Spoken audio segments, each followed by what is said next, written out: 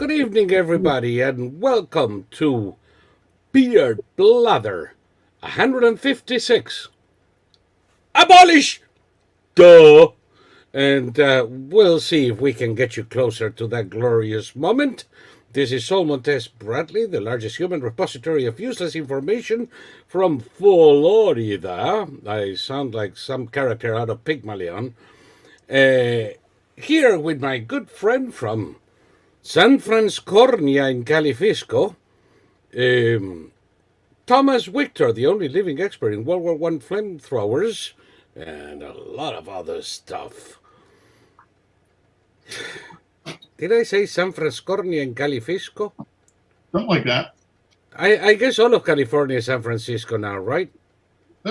Pretty much. The much vaunted Orange County conservatives are falling by the wayside. So yeah, we're going to end up. The whole state's going to be. Well, okay, we're having almost hurricane weather out here, and the last time this happened a few days ago, they said that enough water fell to end the drought. There's even more water falling this time. We can't do anything because we never built the reservoirs for which we allocated money, and it was all stolen. Oh, And oh my God! Now all of that water is going into the sea. It's going to reduce the salinity of the Pacific Ocean and kill the base melt. Well, I guess it didn't rain before we came here. I don't know, but the point is they have no intention of ever trying to solve the water shortage problem, because this is how they control us. They send out demands that you not water your lawn, you not do this, you not do that, and so the voters, of course, this is all their fault. They don't get upset that the money allocated for the reservoirs was never used for the reservoirs. And, so life marches on here in this silly... The problem is that if they ever solve the water problem, then La Bestia Midler would have to take a bath. Well, I don't know. I've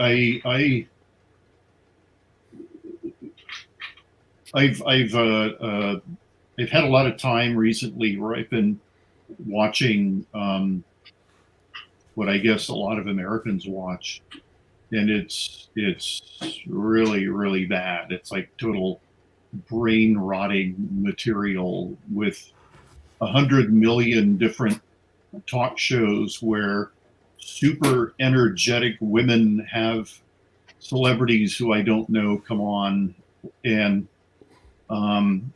then they have a show about, okay, I told you a guy built a $500 million house here and he can't sell it because nobody has 500 million anymore. I mean, 500 million today isn't what it was 10 years ago. Elon Musk gave up mansions and spent all of his money on the bird. Yeah. And this thing was built by an Irish architect who had previously built only corporate buildings. So this private dwelling looks like a hipster corporate building. And one of the selling points is that everything's done in white marble or granite or whatever. So they say that white makes you feel warm and cozy. There are no walls on the outside, only glass. And another selling point is that there's not a single room in the house that has privacy. That's a selling point.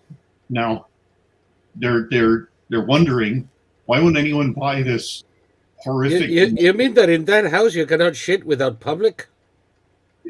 The bathrooms they overlook the city. This is the hideous, megalopolis everywhere. This is up on a hill, and the guest house is bigger than a lot of Hollywood mansions.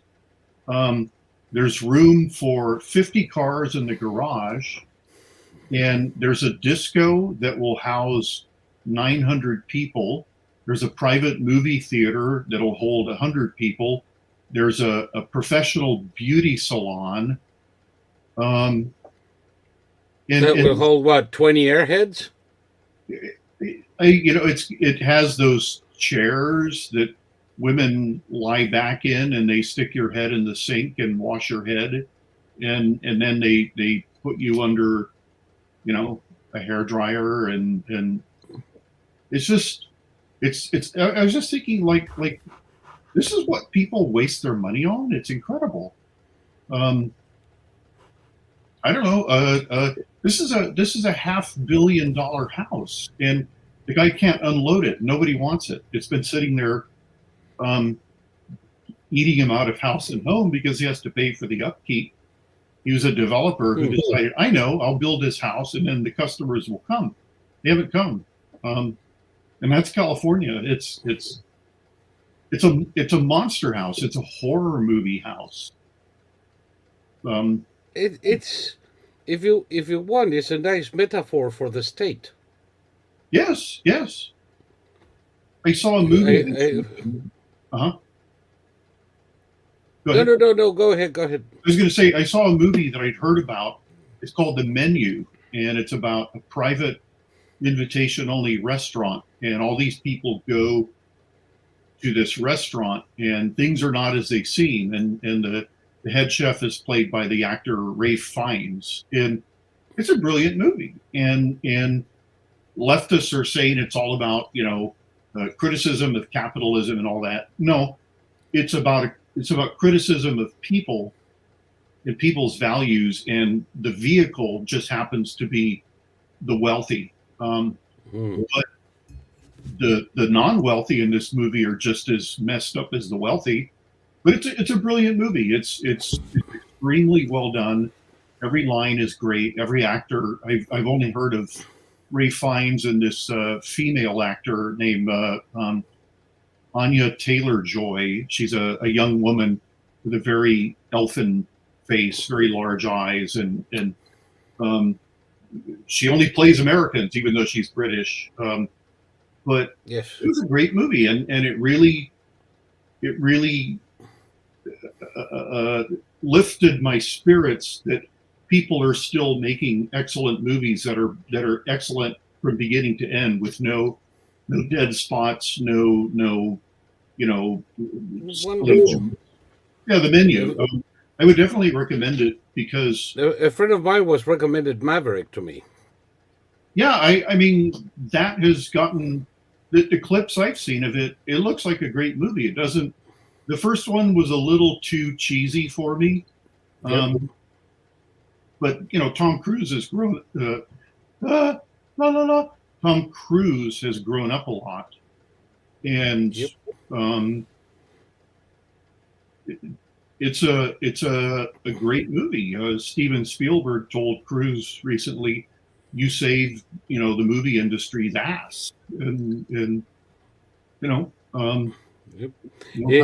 know that in the chat talking about that humongous eyesore of a house.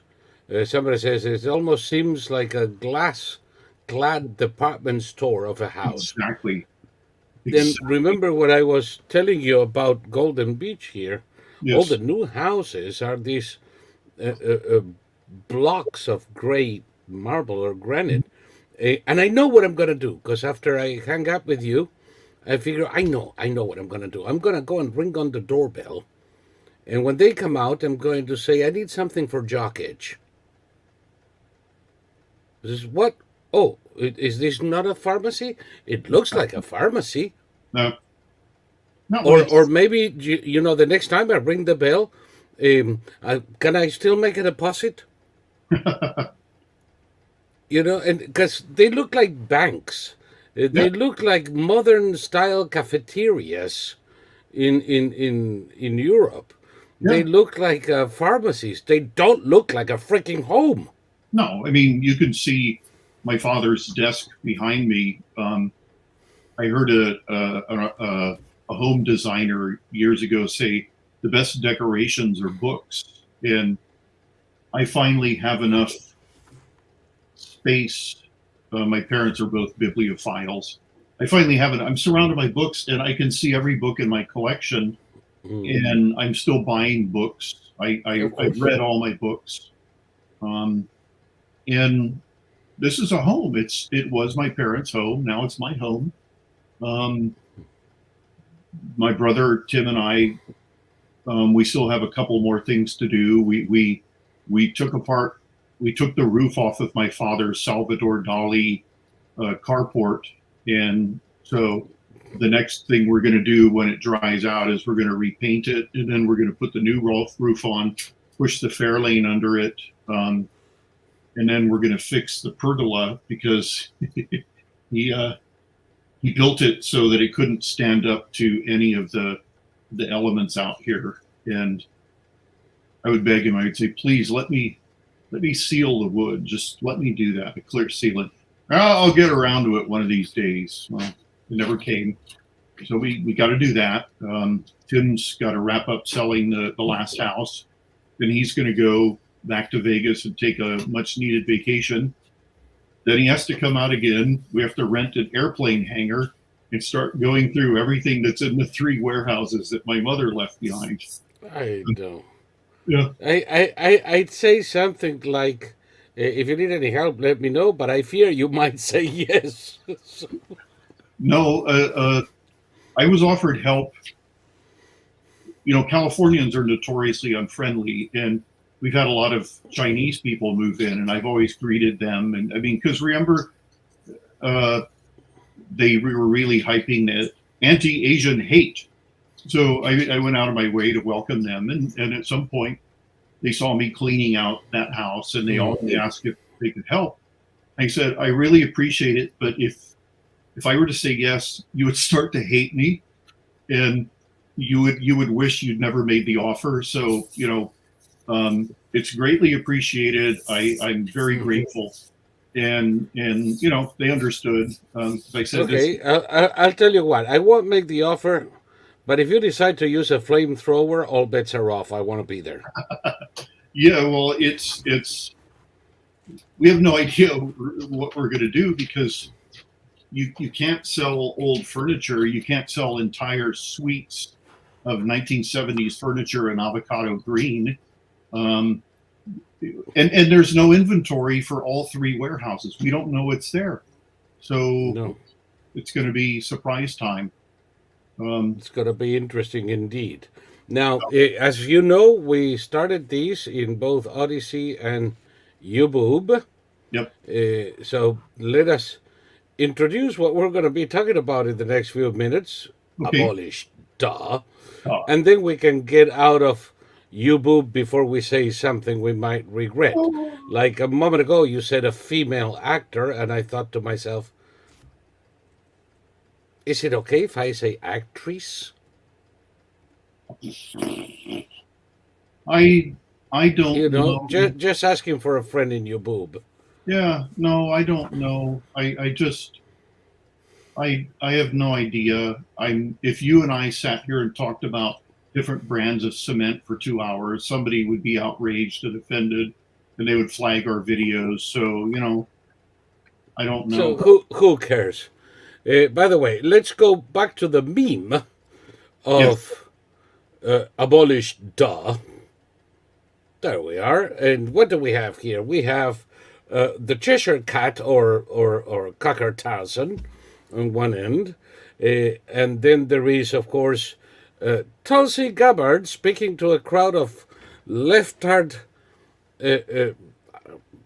No, I can't say that word, but let's say people with intelligence challenged leftards. And between the two of them, you can see parts of a Russian flag, because, yes, Tulsi did a pro-Russia rally uniting the left and the right in a rather absurd exercise in front of 700 people. Then you have, in the same rally, we had a speech by Rand Paul, who said that we need to eliminate all regulations, all of them, all together. And his father, and while we're at it, let's eliminate the Fed so we can pay our debt in a fit of argumentative bullshit that I think stands unsurpassed. It will probably end up in the Guinness Book of Records. And of course, Pencil Neck, who is recently unemployed but looking to castigate us from another bench. I think that he is California's revenge on the world. Well, we're calling it Abolish Duh because one of the 10 demands at Tulsi's rally was abolish war. So they want whoever we are, us, that means working together with the Russians and the Chinese. We're all going to abolish war together. We're all going to abolish war. It's like, we don't like it. Let's, you know what? We should eliminate the word war from every dictionary. Yeah, that'll solve And that way, there is no war. I mean, you can look it up and you won't find it because it doesn't exist anymore. Yeah. Which is kind of like their way of thinking, isn't it? Now, Well, the next thing in this would be to show some of the clips that we have, but YouBoob is notoriously crappy when it comes to fair use. You see, if I show a clip of a news video from, say, C-SPAN for less than a minute, while we comment on it, it's called fair use, and we can't do that. But they would flag and suspend videos, and they've done it to me several times, for doing precisely that, because some asshole, you know, what are the two, let's say, most absurd suspensions that I got in YouTube? no. One was a copyright thingy, because one of our quads gave me, and literally gave me, an authorization to use a song of hers with the auto harp. And she signed the contract and sent it to me, and I had the right to use that song in YouTube, etc. And some other asshole who's not here put a claim on it. Yeah. No. And it took me 7 months. 7 months. Of course, by then, the original video was old news, to say the least. They do that all the time, just to bug you. I took all my videos down off of YouTube because they started giving me community strikes for videos that were up I'd made 5 years ago. And they weren't good faith community strikes. They were, No, you know, I knew where this was all going. They didn't want me on YouTube anymore. So I of obliged course. them and I left YouTube. I don't miss it. I know there's people that say stand and fight, but no, it's I choose my fights. They won't choose my fights for me. I have better things to do with my time. I've written 2 books that I'm looking, you know, at some point to publish. I've spent my time well, and you know, why when the person who's got the reins of power is doing things in bad faith, what's the point in trying to stay and fight? Exactly. And by the way, stay and fight. That means give them content and dollars. Exactly. I have no intention of subsidizing, however small my contribution may be, of subsidizing my enemy. Yeah. No, it's I don't know if I watch these videos and everybody is now, okay, they've either made up this incredibly circuitous lexicon to get around from saying certain, you know, double plus ungood words, or now they just bleep the words. If they say the word sex, they'll bleep it out. If they say the word murder, they'll bleep it out. And we already have 2 words there. So before we get a strike in YouTube, people in YouBoob, why the hell are you still there? I don't get it. But anyway, this is where we stop our transmission in YouBoob, If you want to watch the rest of this stuff and see the great clips we have for you later, you have the links. Follow us to Odysee, and we'll continue the party for another hour and a half or so. And if you decide to stay in YouTube, well, perhaps you deserve it. What can I say? And with that, let me see. Oh, yes. People are still making contributions to us in YouTube occasionally. Please don't. YouTube keeps 45% of that. 45%. So we do appreciate contributions. We do need them and all that jazz. Do it in Odysee or through our PayPal or with a credit card without going through PayPal at quadverum.com/support us. But please, for crying out loud, stop giving money to YouBoob. And with that, bye-bye, YouBoob. Bye. It's been nice meeting you. Not.